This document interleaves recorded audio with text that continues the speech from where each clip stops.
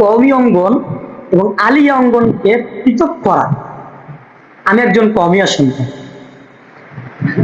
কওমিয়া সন্তান, আমি আপনাদেরকে বলি, কওমি অঙ্গন এবং আলিয়া অঙ্গনকে পৃথক করেনেওয়ালা মানুষগুলোকে আমি বলতে চাচ্ছি, ভাই সেও একজন আলেম, আপনিও একজন আলেম, আপনিও একজন আলেম। আপনি আলিয়া থেকে পড়ছেন, ঠিক আছে, আমি কওমি থেকে পড়ছি, ঠিক আছে। আপনি রাজনৈতিক যে কোনো দলের সাথে সম্পৃক্ত হতে পারেন, হ্যাঁ, সমস্যা নেই, ঠিক আছে, কারণ আপনার ব্যক্তিগত বিষয়। রাজনৈতিক দলের সাথে সম্পৃক্ত হওয়া এটা আপনার ব্যক্তিগত বিষয়। আপনি চাইলে বিএনপির সাথে যাইতে পারেন, আপনি চাইলে জামাতের সাথে যাইতে পারেন, আপনি চাইলে খেলাফতের সাথে যাইতে পারেন, আপনি চাইলে জমিয়তের সাথে যাইতে পারেন, কোনো আপত্তি নেই, কোনো আপত্তি নেই। কিন্তু আপনি কওমি অঙ্গনকে আলিয়া অঙ্গনকে পৃথক করেন না।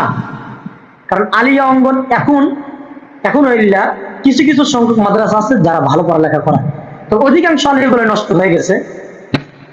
কওমি অঙ্গনে পড়ালেখার মান ভালো, কওমি অঙ্গন ইলমে দ্বীনের একটা কেন্দ্র, কিন্তু তাই বলে আগে তো কওমি অঙ্গনে চাইতে আলিয়া অঙ্গনে ভালো মানের আলেম হতো না? অবশ্যই হতো। এখন হতে পারে না, সমস্যা নেই, হবে, কিন্তু সে তো আলেম হয়েছে, তাকে আপনি উৎসাহিত দেন, তার মাধ্যমে আপনি দ্বীনের কাজ করান। আপনাকে কে বলছে চুলকাইতে?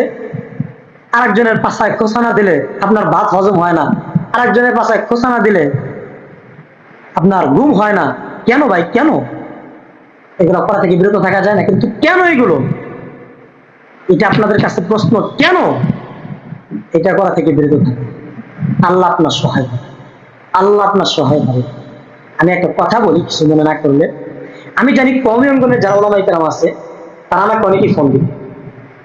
এই কথাটা শোনার পর কওমি অঙ্গনের যারা ওলামায়ে কেরাম আছে তারা আমাকে অনেকেই ফোন দিবে শুধু এই একটা প্রশ্নের উত্তর নেওয়ার জন্য। কওমি অঙ্গনের ওলামায়ে কেরাম বাংলাদেশের ভিতরে সবচেয়ে বেশি হিংস্র, বেশি। আলিয়া অঙ্গনের, আমি কওমি অঙ্গনের সন্তান হয়ে কথা বলতেছি, কওমি অঙ্গনের ওলামায়ে কেরাম আলিয়া অঙ্গনের ওলামায়ে কেরামের চাইতে হিংস্র বেশি। কওমি অঙ্গনের ওলামায়ে কেরাম মানতে সবচেয়ে হিংসুক, সবচেয়ে উগ্রবাদী, এবং কি কওমি অঙ্গনের ওলামায়ে কেরাম সবচেয়ে বেশি অহংকারওয়ালা।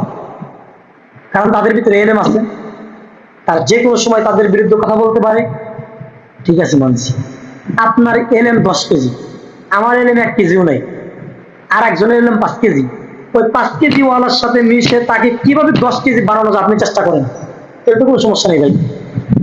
আলী হাসান ওসামা সাহেব জামাতে যোগ দিছে, এ নিয়ে কওমি অঙ্গনে এমন তুরপার শুরু হয়েছে, কেন তোমরা এমন একটা প্ল্যাটফর্ম তৈরি করতে পারলাম না ভাই? আমরা, এটা আমাদের জন্য ব্যর্থতা। আমরা এমন একটা প্ল্যাটফর্ম তৈরি করতে পারলাম না যেখানে আমাদের সমস্ত ওলামায়ে কেরাম থাকবে, এখানে জমিয়ত থাকবে না, খেলাফা থাকবে না, মানে কোন দল থাকবে না। আমাদের করতে পারলাম না কেন? কওমি অঙ্গনের ভিতরে এক একটা দল এক এক ভাবে চলে যাচ্ছে, একজন জমিয়ত করে, একজন খেলাফত করে, বিভিন্ন দল করে থাকে, কিন্তু কেন কওমি করে এক এক দলের উপর আছে কেন? আরেকজন চরমনাই করে বসে আছে কেন? একদল হও, একদল হও, সমস্যা নাই তো ভাই, এটা তোমাদের সমস্যা। একদল হতে পারবা না, একসাথে থাকতে পারবা না, এক বিছানে ঘুমাইতে পারবা না, খোঁচাখুচি শুরু করবা, তো তোমার সাথে থাকবে। আলী হাসান ওসামা সাহেব যেটা করছেন, সাধুবাদ জানাই ওনাকে, ধন্যবাদ জানাই, জাযাকাল্লাহু খায়রান ওয়া খায়রান ফিদ দুনিয়া ওয়াল আখিরাহ। কথা হচ্ছে ভাই, আপনারা প্ল্যাটফর্ম তৈরি করতেন, আপনারা আপনাদের মতো চলতেন। আলী হাসান ওসামা থাকতে বাধ্য হতো, কিন্তু শেষকে যাইতে বাধ্য হলো কেন? এটার জন্য ব্যর্থতা কওমি অঙ্গনের সমস্ত ওলামায়ে কেরাম। আবার মামুনুল হক সাহেব জামাতের সাথে যোগ করছে, আমাদের বড় বড় আলেম যারা, তারা এটাকে নিয়ে কটূক্তি করতেছে। ওই জমিয়তের এক ভণ্ড কইছে না, জমিয়তের এক ভণ্ড কইছে আমরা এমন একটা সরকার পাইছি, দালালি করতেছে। শেখ হাসিনার দালালি যেমন কিছু কিছু আলেমরা করছিল, এখন বিএনপির দালালি করতে শুরু করছে কিছু আলেম। চরমনে যারা করে তারা দালালি করতে শুরু করছে, চরমনে যারা করে দালালি করতে শুরু করছে। জমিয়তের এক আলেম বলে যে জামাত ইসলামকে হটানোর জন্য আমাদের কাউকে লাগবে না, আমাদের এক সালাউদ্দিন যথেষ্ট। তুমি কত বড় গাদ্দা, তুমি কত বড় গাদ্দা! আলেমদের সাথে থাকতে তোমার ঘৃণা লাগে, যেখানে ভিতরে দেখা যাচ্ছে যে তোমার 1% এবং 20% পার্থক্য, আর সেখানে 19-20 তুমি সহ্য করতে পারো না।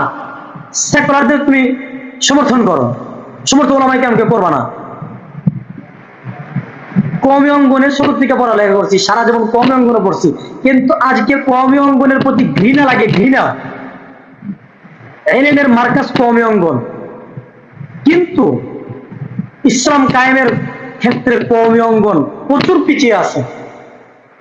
রাষ্ট্রের দিকে আগানোর জন্য কওমি অঙ্গন প্রচুর পিছিয়ে আছে। এখন বলবো গণতন্ত্র হারাম, গণতন্ত্র দিয়ে আমাদের সংসদে যাওয়া যাবে না, মানসিক গণতন্ত্র হারাম, গণতন্ত্র হারাম মানতে হবে, কিন্তু যে পন্থা আছে এই পন্থা ছাড়া আপনি সংসদে যাইতে পারবেন না। সংসদে যাইতে হলে আপনার কিছু ছেড়ে সংসদ পর্যন্ত পৌঁছান, তারপর আপনি কাজ করুন। আগে দিকে লাভ হয় আমরা অমুক করুন তমুক করুন, আমরা খেলাফা রাষ্ট্র করুন।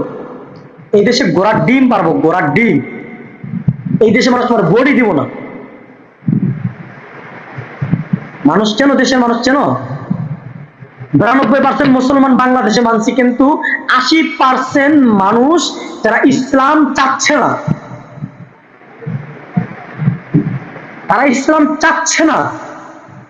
আপনি কি করবেন? সবগুলো মেরে ফেলবেন 10-12% মানুষ দিয়ে? সম্ভব?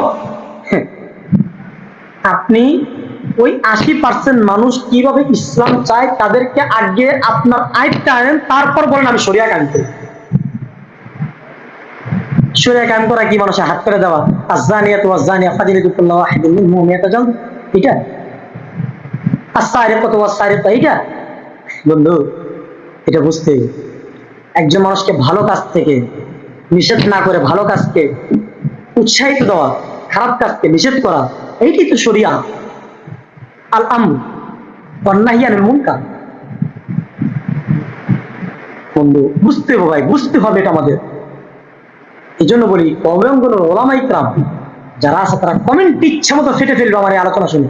কওমি অঙ্গনের ওলামায়ে কেরাম এই আলোচনা শুনে আমাকে এত পরিমাণ গালিগালাজ শুরু করবে যে আমি নিতে পারবো না। আমি জানি এই আলোচনা শোনার পর তা করবে, কারণ ভাই কওমি অঙ্গনে আলেম ভালো সৃষ্টি হয়, ভবিষ্যৎ ভালো সৃষ্টি হয়, সবকিছু তৈরি হয়, কিন্তু রাষ্ট্র চালানোর মতো কোনো আলেম তৈরি হয় না কওমি অঙ্গন থেকে। কওমি অঙ্গন থেকে কোনো আলেম তৈরি হয় না যারা রাষ্ট্র চালাবে। তারা সবগুলাই অধিকাংশই আলেম ইলমের বরত্বের কারণে হিংসুক হয়ে যায়, অহংকারী হয়ে যায়। ইল্লা কলিল, কিছু কিছু সংখ্যক আছে তারা না, তো অধিকাংশ, কারণ তারা আলিয়া মানুষকে দেখতে পারে না। আমি কওমি অঙ্গনের ও হ্যাঁ, যদি আমি দেখতে পারি, তুমি দেখতে সমস্যা কোথায়? তাদেরকে তোমরা আলেমই মনে করো না। তারা কি পড়ালেখা করে নাই? তারা কি ঘাস খেয়ে বড় হয়েছে নাকি? তারা পড়ালেখা করে তো আলেম হয়েছে। তবে হ্যাঁ, মাসালা বা বিভিন্ন দিকগতভাবে ভুল হতেই পারে, সেগুলোকে সমাধান করে দিন, সমাধান করে দেন। আমি কওমি অঙ্গনের দিকে আমি জামাতে যোগ দিতে পারবো না, তুমি যা বিএনপিতে যোগ দিতে পারবা, খুব ভালো তো বন্ধু, খুব ভালো, খুব ভালো। তুমি যা বিএনপিতে যোগ দিতে পারবা, আমি জামাতে যোগ দিতে পারবো না। আমি যা খেলাফতে যোগ দিতে পারবো না, তুমি যা বিএনপিতে যোগ দিতে পারবা। জমিয়ত ওলামায়ে কেরাম বড় বড় আছেন, কথা বলতেছি, চেষ্টা করবেন ইনশাআল্লাহ। আশা রাখি আগামী ভবিষ্যৎ আপনারা এই নির্বাচনে যেটা করে দেখাইছেন, 100 বছর পরে এই জাতি আপনাদেরকে বিশ্ববড় গাদ্দার হিসেবে চিহ্নিত করে ইতিহাস লিখবে ইনশাআল্লাহ। আসসালামু আলাইকুম ওয়া রাহমাতুল্লাহি ওয়া বারাকাতুহু।